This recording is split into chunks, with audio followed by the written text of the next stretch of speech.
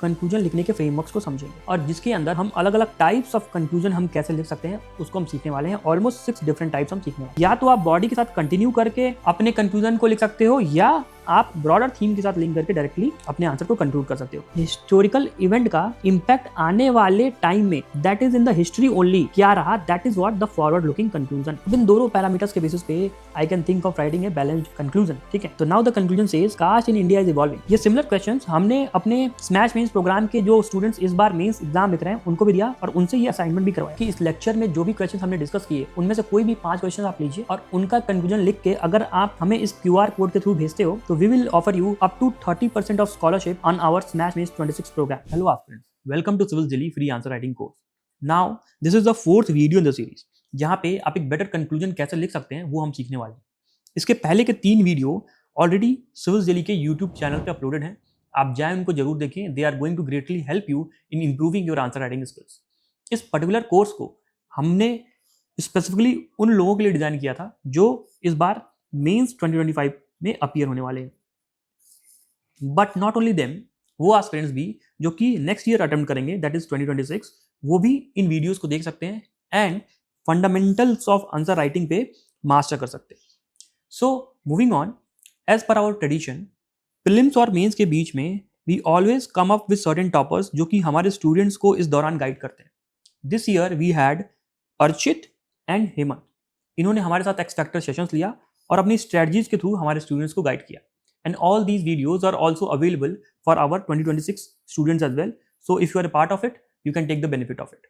So moving on, इस lecture में हम ये सीखने वाले हैं कि आप अपने आंसर्स के लिए एक बेटर कंक्लूजन कैसे लिख सकते हैं। मूविंग ऑन, एक बार कोर्स का ओवरव्यू देख लेते हैं। This course consist of 5 lectures.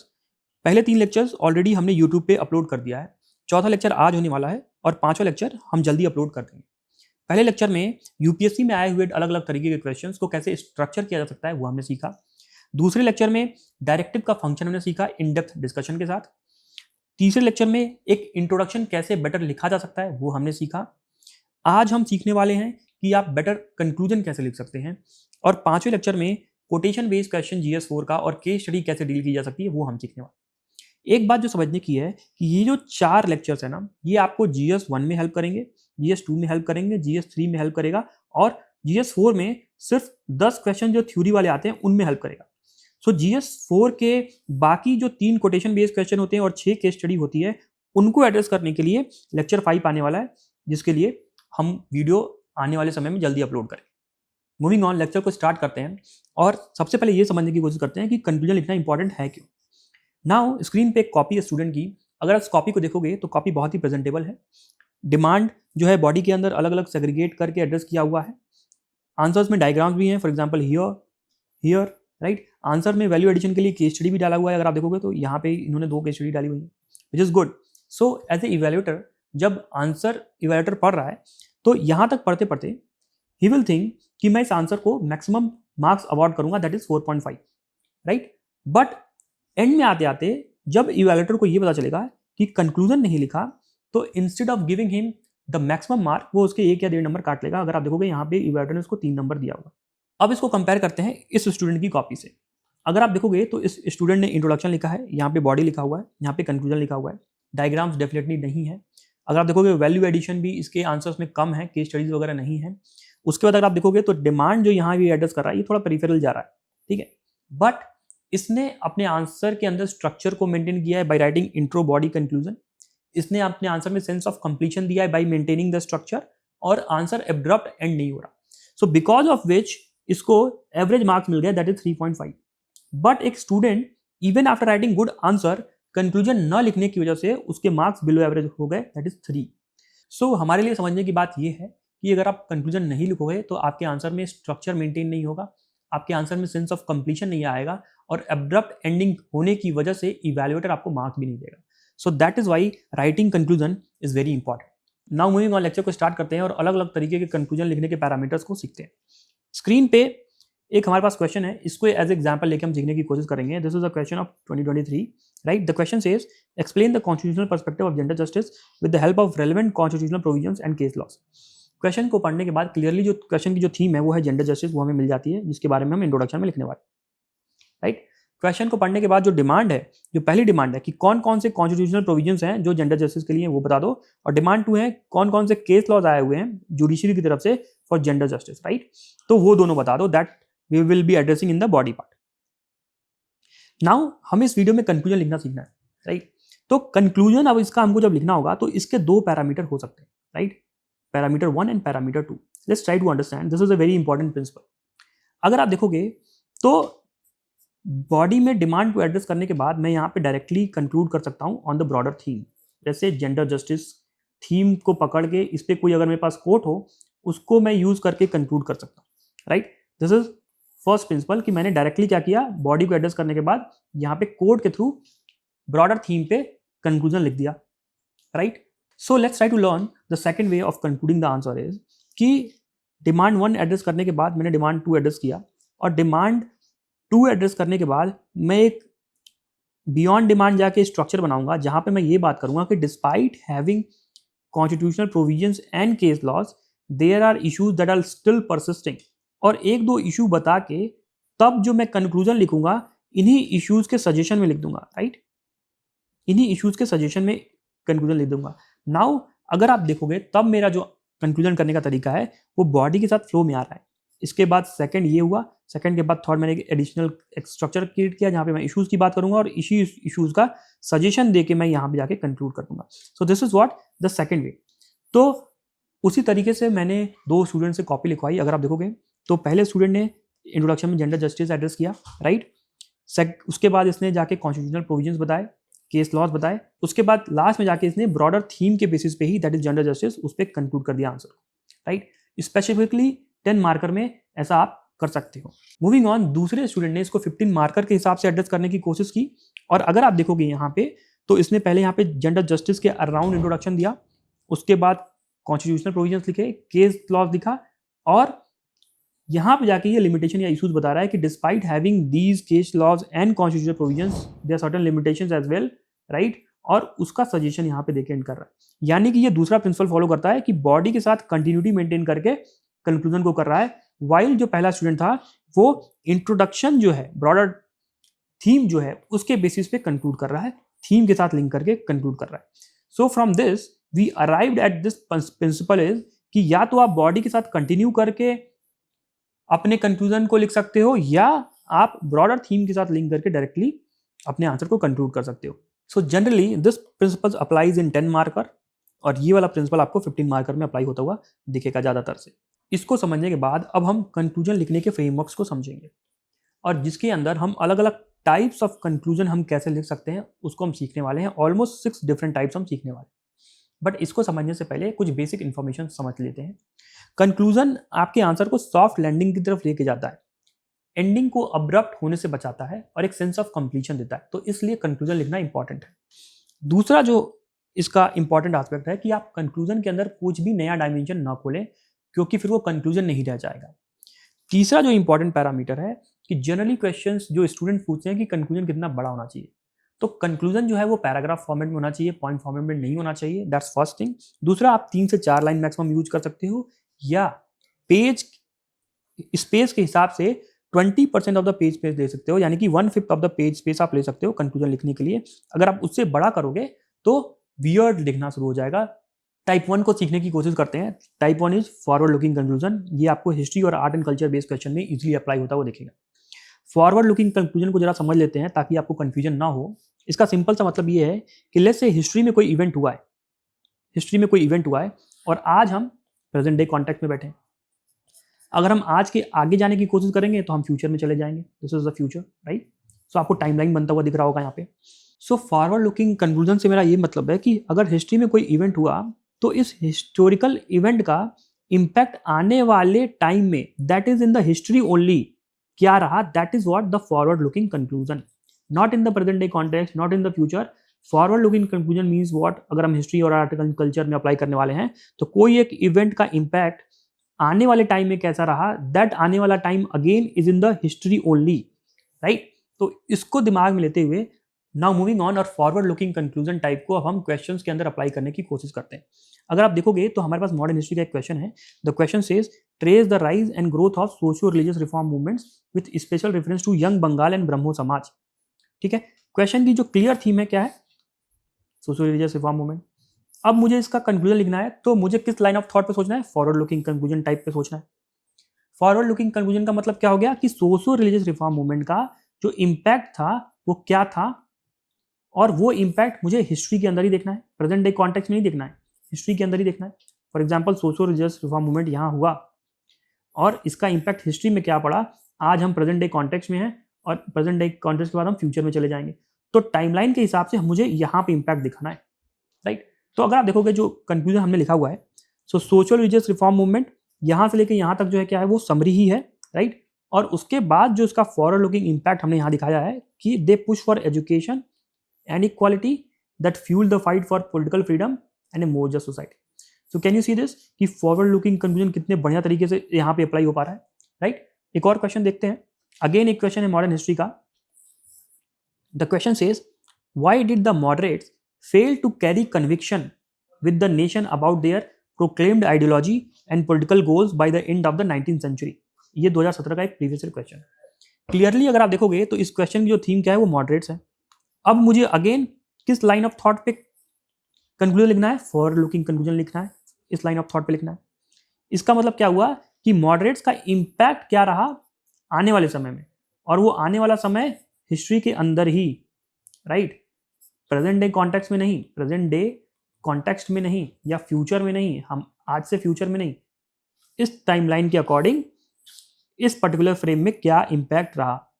तो अगर आप इस लाइन ऑफ थॉट पे सोचोगे और यहाँ पे हमारा कंक्लूजन देखने की कोशिश करोगे तो क्या लिखा हुआ है, even though the moderates did not fully succeed they spread modern democratic ideas and concept of self rule which clearly guided future leaders in their fight for India's freedom।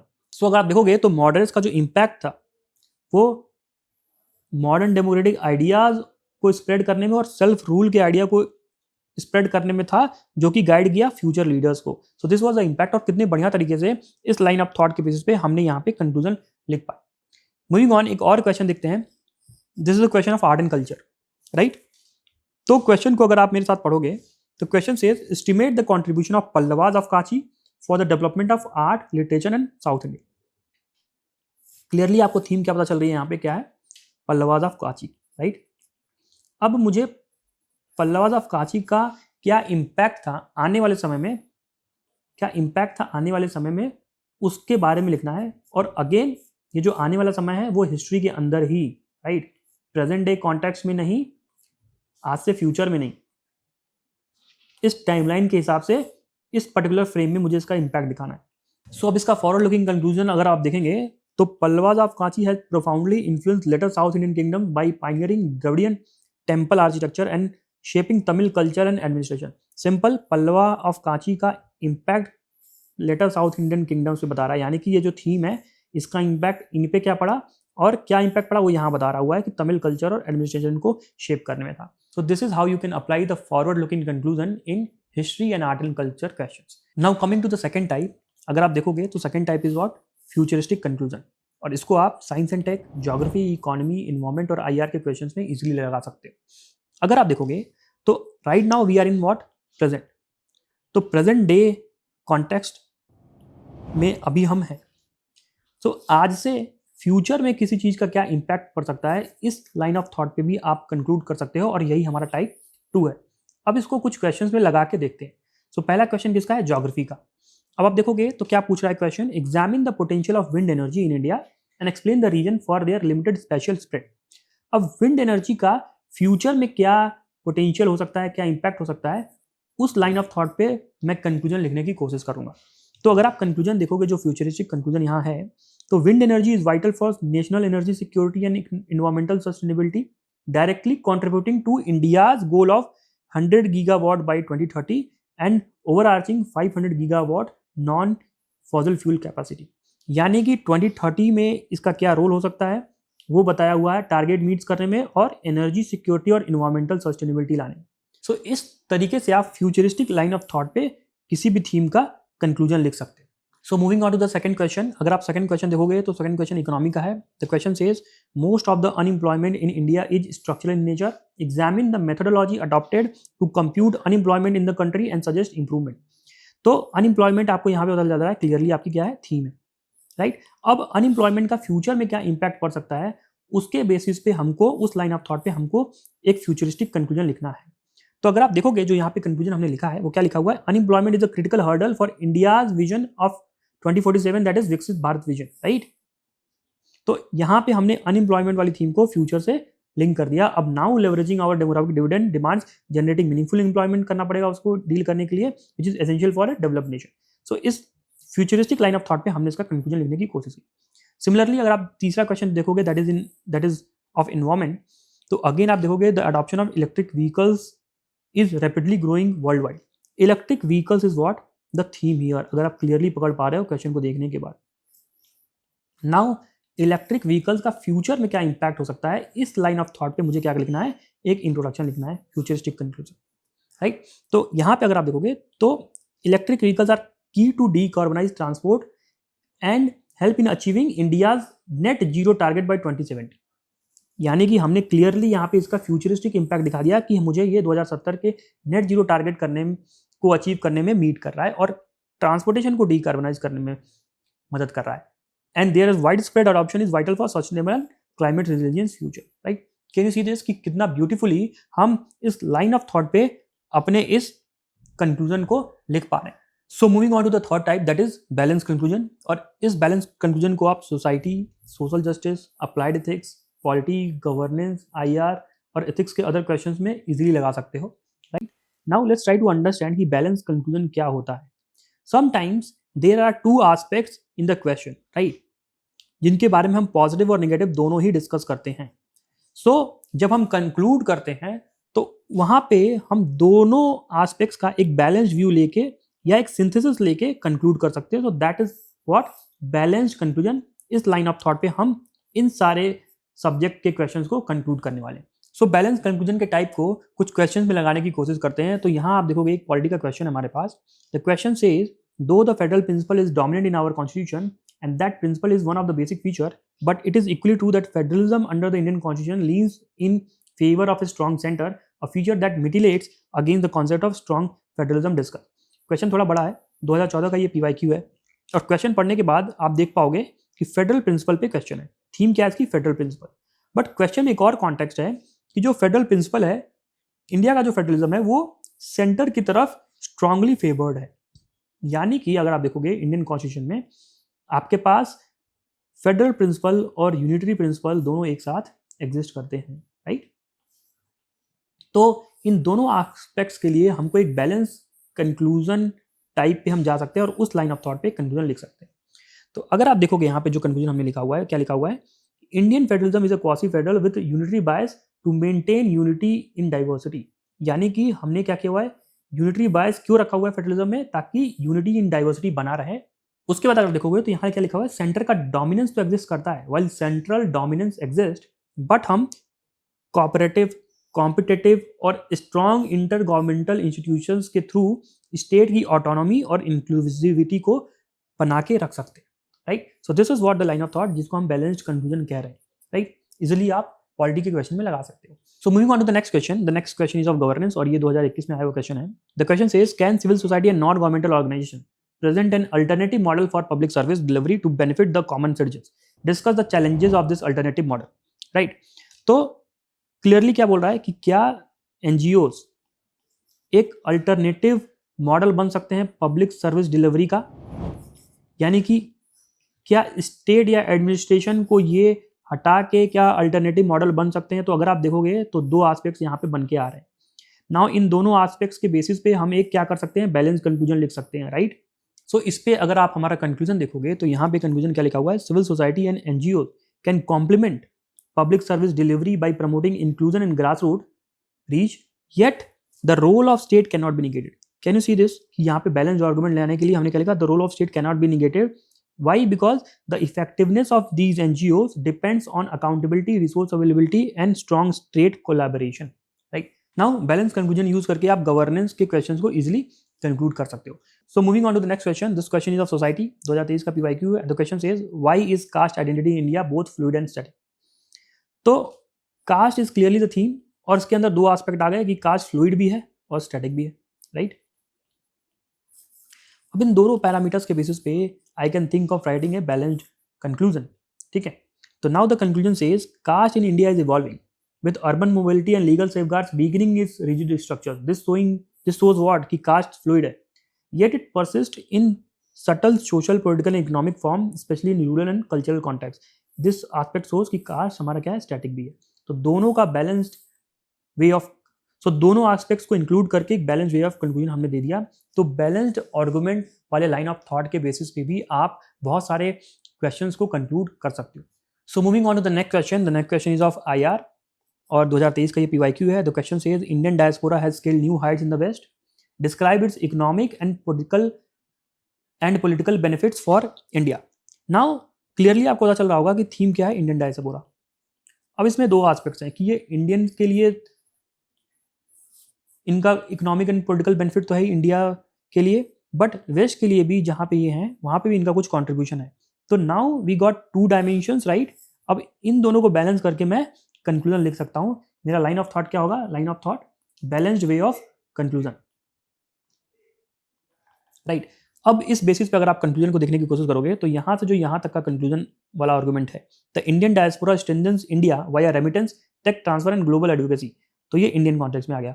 In the west they are indispensable drivers of innovation, they fill skill gap and enrich multicultural democracy। तो ये वाला इस context को address कर रहा है, western context को। तो दोनों मिला के फ्यूल सी कि this is a balanced concluding argument, और इस लाइन ऑफ थॉट पे आप बहुत सारे IR के क्वेश्चंस को कंक्लूड कर सकते हो। Moving on to the next question, this is the question of ethics.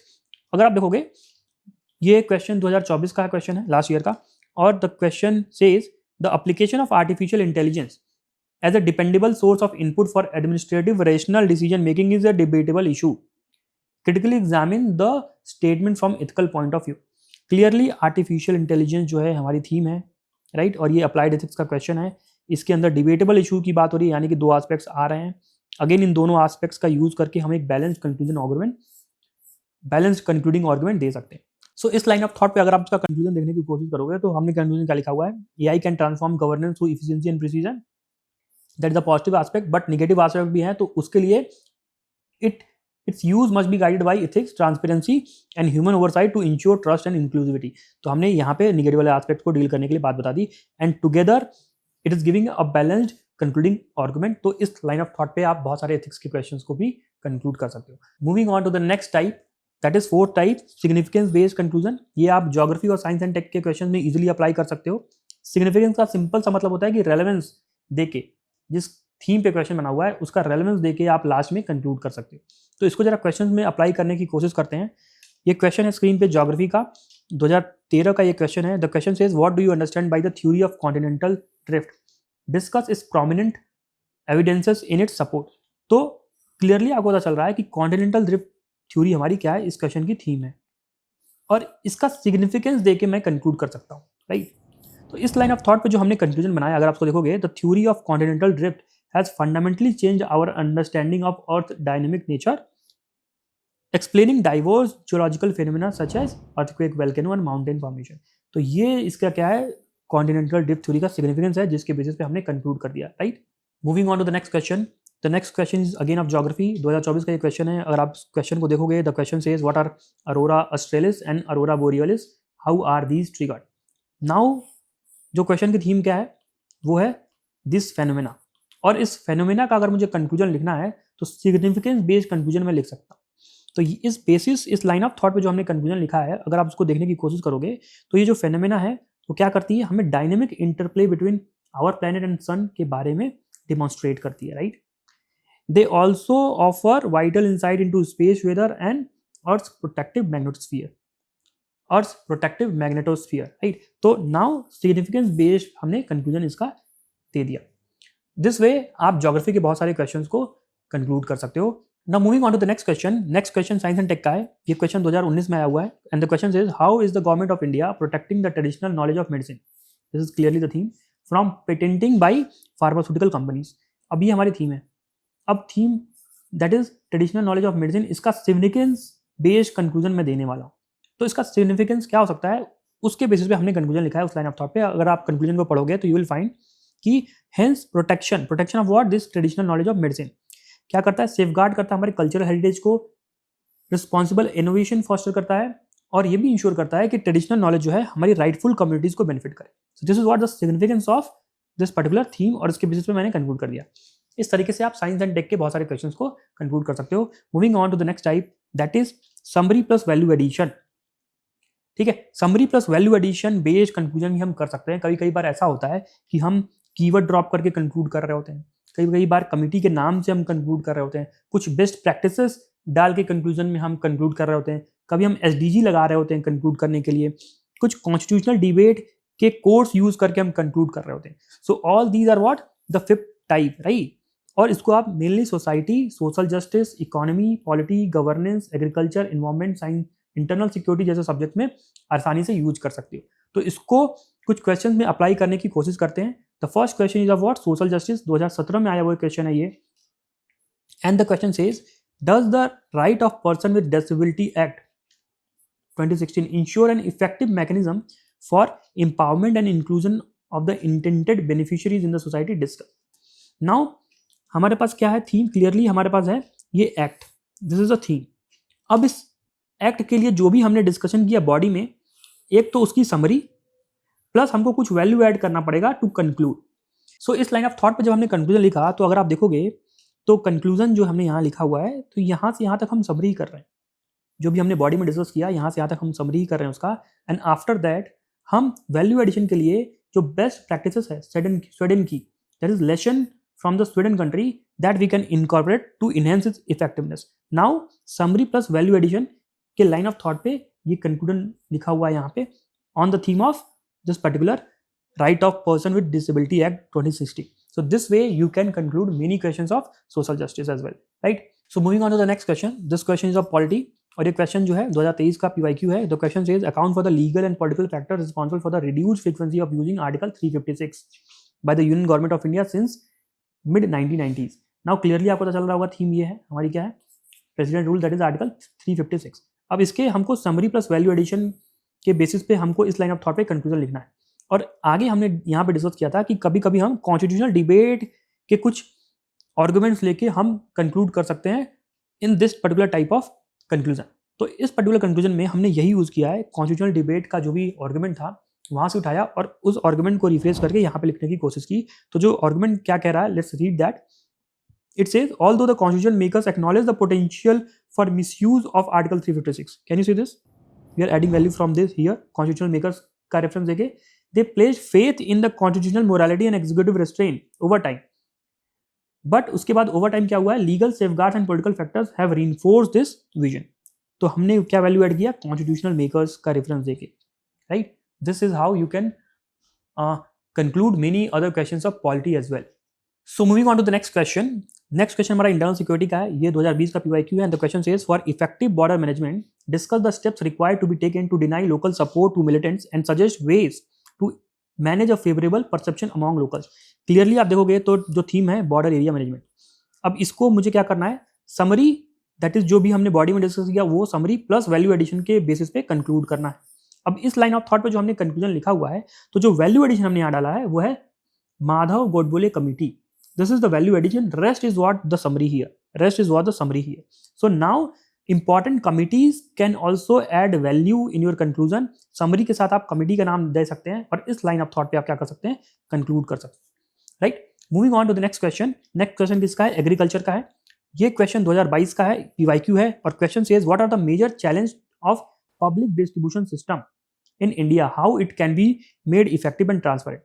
अब मुझे क्या करना है, समरी प्लस वैल्यू एडिशन वाले लाइन ऑफ थॉट पे इसको कंक्लूड करना है, right? Sometimes I can use what SDG as value addition, और रेस्ट जो भी बॉडी में डिस्कशन किया उसका समरी देके मैं कंक्लूड कर सकता हूँ. सो इस लाइन ऑफ थॉट पे जो हमने आर्गुमेंट लिखा हुआ है कंक्लूजन के लिए, यू कैन रीड दिस कि an efficient and transparent PDS is essential for what SDG 2, ensuring food security, reducing leakages and supporting financial sustainability. So the value addition is what reference of SDG here. Moving on to the next type, that is sixth and last type of concluding answers is highlighting present day context based conclusion. मतलब कि कुछ भी चीजें अगर past में हुई हैं, आज प्रेजेंट डे टाइम में उसका क्या इम्पैक्ट है वो हम दिखा के कंक्लूड कर सकते हैं. ये आप history and art and culture वाले क्वेश्चंस में अगेन काफी अच्छे से लगा सकते हो. तो इस टाइप को कुछ क्वेश्चन पे लगाने की कोशिश करते हैं.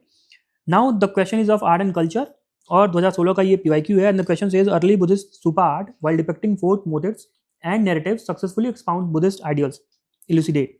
अब मुझे क्या करना है कि जो इस क्वेश्चन का थीम है that is Buddhist stupa art या बुद्धिस्ट आइडियल्स, राइट, इनका प्रेजेंट डे कॉन्टेक्स्ट में क्या इंपैक्ट है उस लाइन ऑफ थॉट में मैं कंक्लूजन करने की कोशिश करूंगा, राइट। तो इन द प्रेजेंट डे जो भी हमने इसका कंक्लूजन लिखा हुआ है, लेट्स रीड दैट।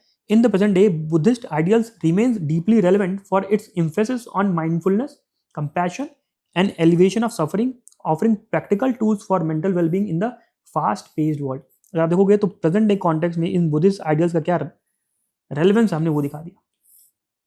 सो इस लाइन ऑफ थॉट से बहुत सारे आर्ट एंड कल्चर के क्वेश्चंस आप डील कर सकते हो, कंक्लूड कर सकते हो। Moving on to the question, last question हमारा पोस्ट इंडिपेंडेंस का है। दिस क्वेश्चन इज ऑफ 2013 और the question is critically discuss the objectives of Bhoodan and Gramdan movement initiated by Acharya Vinoba Bhave and their success.